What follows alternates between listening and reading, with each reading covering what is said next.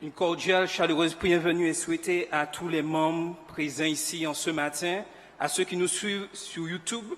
Et l'école du sabbat d'Horeb est heureuse d'être parmi vous en ce matin.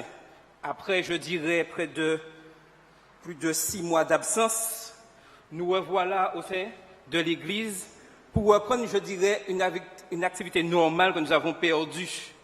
Il est important que l'école du sabbat reste au centre de l'activité de l'Église.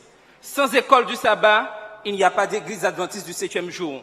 Nous avons une richesse à laquelle nous devons garder, mais le plus souvent, nous mettons de côté cette richesse. Et il est temps aujourd'hui que l'école du sabbat reprenne sa place au sein de l'Église adventiste, sa place dans les programmes de l'Église, sa place dans l'étude de la parole de Dieu.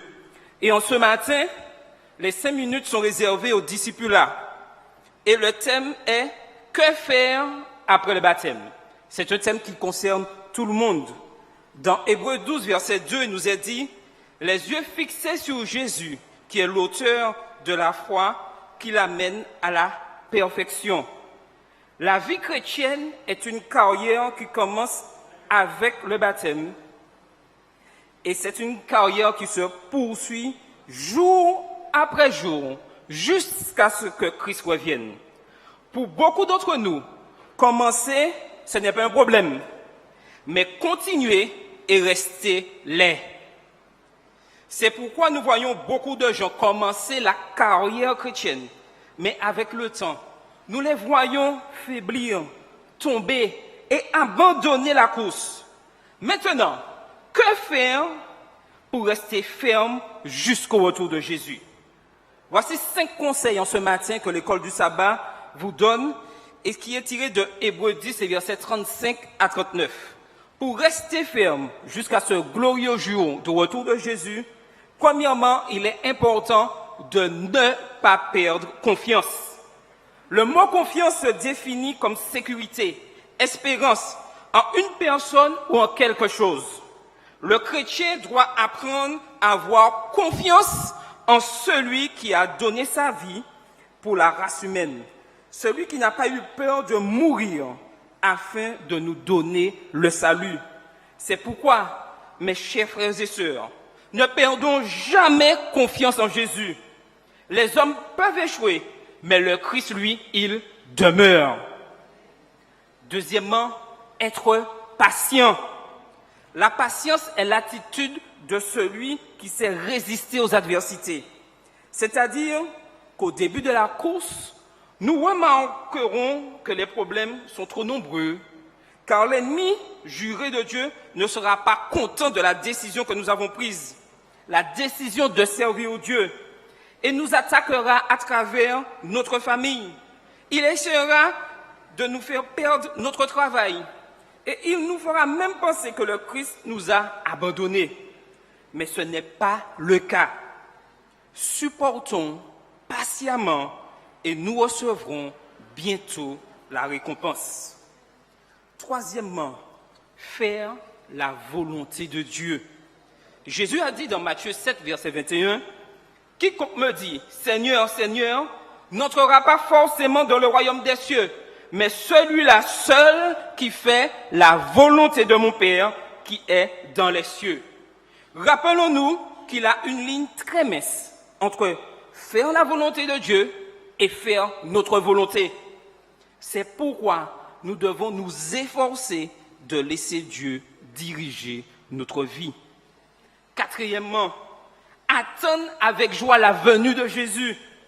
C'est l'espérance de chaque chrétien de savoir que le Christ viendra une deuxième fois. C'est aussi la joie qui envahit notre vie. Sans elle, rien n'aurait de sens pour nous. Nous serions semblables à toute autre personne qui habite ce monde. Mais nous savons que la venue du roi des rois et Seigneur des seigneurs changera notre vie pour toujours. Et cinquièmement, avoir la foi. C'est l'outil le plus puissant du chrétien. Sans elle, ce que nous faisons ou la façon dont nous nous déplaçons n'aurait pas de sens. C'est pourquoi il est si important de l'exercer. Mais laissez-moi vous dire en ce matin que la foi n'est pas une allumette porte-bonheur. Nous ne devons pas croire que parce que nous avons la foi, notre vie deviendra rose. Ce n'est pas vrai. Nous devons avoir foi dans les moments difficiles et savoir que Dieu sera avec nous pour nous aider en temps voulu si nous mettons en pratique ces principes. Nous resterons fidèles et recevrons ainsi la couronne de vie. Que ces simples principes puissent rester dans vos mémoires constamment et puissent continuer à vous servir dans votre course chrétienne en attendant le retour du Seigneur Jésus. Amen. Maintenant, nous allons passer à une synthèse de la leçon de l'école du sabbat. Le titre de cette semaine, c'était « La famille ». En fait, la vie elle-même est une école en soi. Ainsi, la leçon commence et se poursuit en démontrant que la famille est notre première salle de classe. Aucun enfant n'est trop jeune pour entendre parler de la bonté de Dieu. Les chants et les prières sur la grandeur de Dieu devraient commencer dès le berceau et se prolonger jusqu'au bord de la tombe. Adam et Ève et Caïn et Abel, avec leurs épouses respectives, ont eu l'honneur d'être la première famille de ce monde. Qu'il est difficile d'imaginer ce que cela pouvait être d'avoir toute l'humanité assise en face de vous à la table du petit déjeuner. Le jardin d'Éden, luxuriant mais inaccessible, est encore visible, sans parler de la sentinelle angélique et de son épée enflammée. Sans aucun doute, la fascinante splendeur de ce panorama inspire-t-elle des questions interminables aux jeunes garçons. C'est le Dieu créateur qui a fait tout cela? Devrait être la réponse à la série de pourquoi et de comment qui bouillonnait dans l'esprit curieux des garçons. Abel et Caïn. Les réponses d'Adam et Ève devaient être basées sur leur récit, ce qu'ils avaient vécu en tant que témoins oculaires et sur l'expérience personnelle de leur engagement envers ce Dieu créateur. Ils avaient un évangile primitif à partager, un évangile qui parlait d'un fils divin qui naîtrait un jour pour écraser la tête du serpent, mais en s'offrant en sacrifice. Genèse 3, verset 15. Afin de ramener la famille humaine dans le jardin et de restaurer les choses à l'état d'origine telles qu'elles doivent être.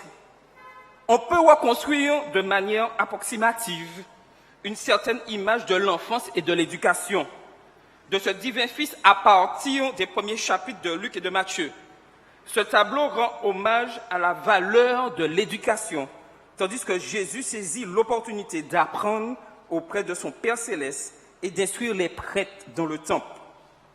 La leçon met l'accent sur la communication par laquelle l'éducation est possible. Elle soulève une question importante.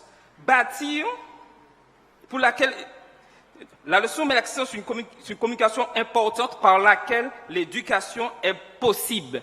Elle soulève une question importante. Bâtir des relations est un élément clé d'une communication et d'un enseignement efficace. On ne saurait surestimer l'influence de la famille. Elle fait littéralement de nous ce que nous sommes. Même l'adolescent qui se rebelle contre tout ce que sa famille représente demeure façonné par la famille. Dans ce cas, par l'opposition plutôt que par la soumission. Mais nous espérons toujours que nos familles seront le cadre d'une éducation qui nous prépare à la piété, à la stabilité émotionnelle et relationnelle, à des activités intellectuelles et professionnelles et au bien-être physique. Si l'on traitait chacun de ces thèmes, nous risquerions une surcharge d'informations. Alors, la leçon de cette semaine donne une seule idée clé, peut-être trop souvent négligée, qui est importante pour que l'éducation soit efficace et ce qu'elle soit le domaine concerné.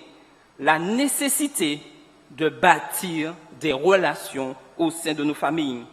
La relation entre les éducateurs et les apprenants, que ce soit des parents et leurs enfants ou des professeurs avec leurs élèves, détermine souvent l'efficacité de l'apprentissage. De nombreux parents espèrent que le fait d'inculquer dès le plus jeune âge les idéaux, les doctrines et le mode de vie adventiste à leurs enfants fera d'eux de fidèles adventistes du 7e jour une fois qu'ils seront adultes et que leur engagement envers Dieu et l'Église les motivera peut-être à se lancer dans un ministère à plein temps. Mais, aux grandes dames de nombreux parents, non seulement leurs enfants ne restent pas adventistes une fois arrivés à l'âge adulte, mais ils ne restent même pas chrétiens. Leur mode de vie débridé est même pire que celui de leur père sans éducation chrétienne. Les espoirs des parents sont réduits à néant et ils se retrouvent désemparés sans comprendre ce qui a pu se passer et ce qui a mal tourné. Maintenant, posons-nous ces questions en tant que parents, les questions qui font mal sous ce qui a pu mal tourner sur le plan relationnel. Arrive-t-il souvent que parents et enfants partagent des questions profondes ensemble? L'enfant se sent-il suffisamment en sécurité pour partager ses espoirs, ses peurs et ses ennuis avec ses parents? Les parents cherchent-ils constamment à valoriser l'enfant quand il réussit, ou bien est-ce que l'enfant n'entend que critique quand il fait une erreur? Les parents sont-ils patients quand l'enfant bute dans l'apprentissage de nouvelles activités ou de nouvelles responsabilités? Les parents expriment-ils de l'empathie envers leurs enfants et se souviennent-ils de ce que c'est d'être un enfant? Les parents guident-ils avec douceur les enfants vers une relation avec Dieu? Ou bien se contentent-ils de leur faire ingurgiter des instructions religieuses? Les parents sont-ils suffisamment stables et adultes pour admettre qu'ils ont fait une erreur et demander pardon à leurs enfants?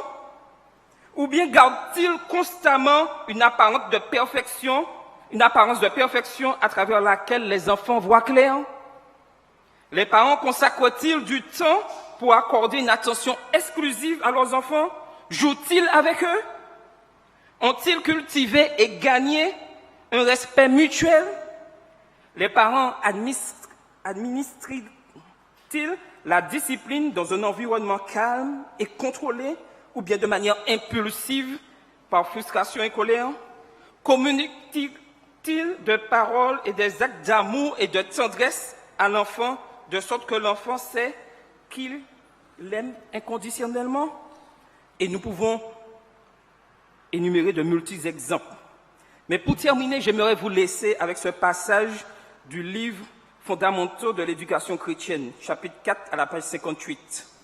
Et la sœur White dit: les parents et les maîtres courent le danger de trop commander et de faire la loi alors qu'ils ne se mêlent pas assez à la vie de leurs enfants et de leurs élèves.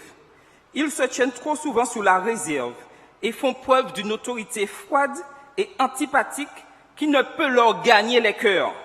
S'ils rassemblaient les petits autour d'eux, leur témoignaient de l'amour, s'intéressaient à leurs efforts et à leurs jeux, et si parfois même ils vivaient comme des enfants au milieu d'autres enfants, ils feraient des heureux et gagneraient leur affection et leur confiance. Les enfants en arriveraient vite à aimer et à respecter l'autorité de leurs parents et de leurs maîtres, car l'amour est le meilleur maître.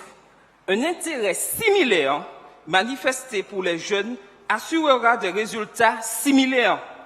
Les jeunes cœurs sont prompts à répondre à la marque de sympathie de Dieu. Bien que la famille constitue la première salle de classe, nous n'avons aucune garantie qu'elle en sera une bonne. Il peut y avoir beaucoup de choses que nous devons désapprendre de nos familles. Si nous avons eu de la chance, nous avons pu glaner quelques principes ou davantage qui valent la peine d'être conservés pour le reste de votre vie.